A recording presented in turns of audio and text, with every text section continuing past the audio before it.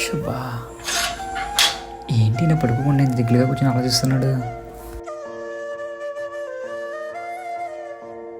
అరే అనిలు, ఎన్నానా ఒక 500 ఉంటే ఎవరా?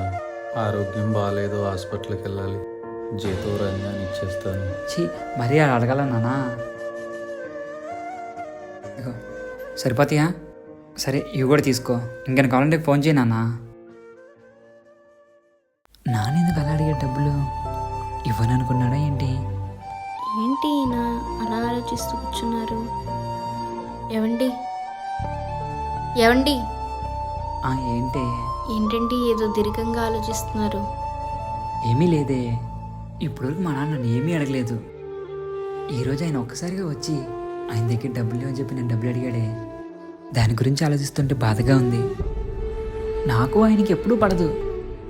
ఒక్కసారిగా ఆయన డబ్బులు లేవు అన్నాడు చూసావా? ఆ మాట వింటేనే నా మైండ్కి ఏదోలాగా అనిపించింది. దాని గురించి ఆలోచిస్తున్నా. మీ లైఫ్లో కూడా ఇలా ఎప్పుడైనా జరిగి ఉంటే కనుక కామెంట్ చేయండి.